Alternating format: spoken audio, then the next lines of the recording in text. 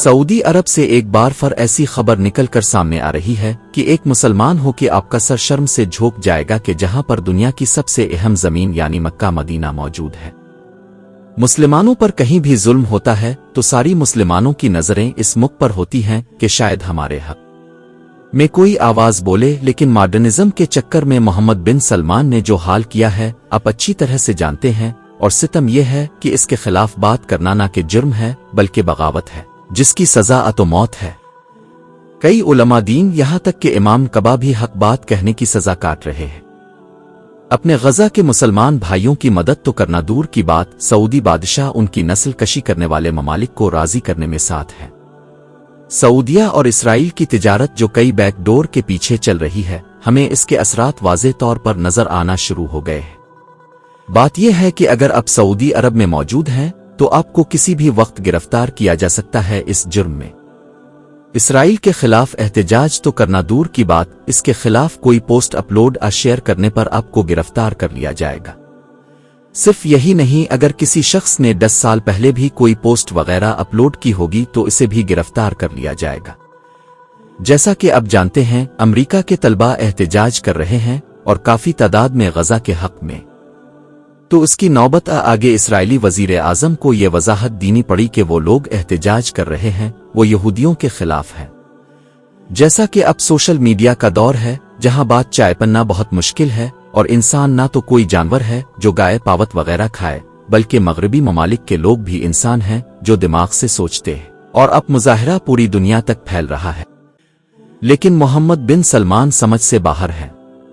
سعودی عرب کے oil industries کے investments اور مستقبل میں اس کے فائدے بھارت، UAE، اردن، یونان اور اسرائیل کو ملنے والے ہیں جو اس انویسٹمنٹ کا اہم پلیئر ہے۔ تو اربوں کی عیش و عشرتیں بند نہیں ہونی چاہیے۔ اسی طرح سعودی عرب کے اندر UK، امریکہ اور یورپی یونین کے لوگوں کو ویزا فری دیا جا رہا ہے جس میں وہ عمرہ کر سکتے ہیں یا ایک سیاح کے طور پر سعودی عرب کا وزٹ کر سکتے ہیں، لیکن اس کے ساتھ مسلم ممالک کو کوئی سہولیات نہیں دی گئی، اور یہی وجہ ہے کہ آپ کو ان مقدس زمین پر کوئی ولیگر جو نان مسلم ہے نظر آئے گا جو اس سے پہلے کبھی نظر نہیں آیا ہوگا۔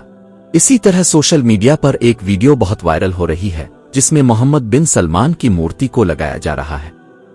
اللہ کے رسول نے فرمایا، مفہوم کے انہی وجوہات سے جو لوگوں کے اندر شرک اور بت پرستی کا آغاز ہوتا ہے اور لوگ ان چیزوں سے عقیدت بڑھا کر انہیں خدا بنا لیتے ہیں، جیسا کہ عربی نے اسلام آنے سے پہلے کیا ہوا تھا، جن باتوں کو اللہ کے رسول نے توڑ توڑ کر اس پاک زمین کو پاک کیا تھا، آج وہی کام سعودی حکمران 1400 سال بعد دہرا رہے ہیں۔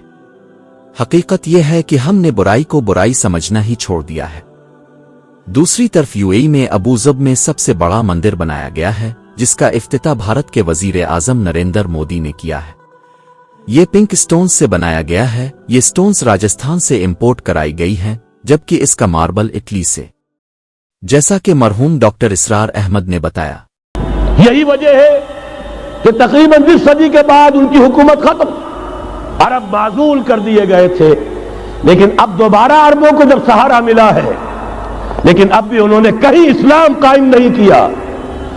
کوئی روس کا غلام رہا، کوئی امریکہ کا غلام رہا، کسی نے اس کا ساتھ دیا، کسی نے اس کا ساتھ دیا۔ میں عالم عرب کے بارے میں تو یقین سے کہہ رہا ہوں، احادیث نبویہ سے صاف ظاہر ہے، ویل للعرب من شر قد اقترب، عربوں کے لیے ہلاکت ہے، سب سے بڑے مجرم وہ ہیں۔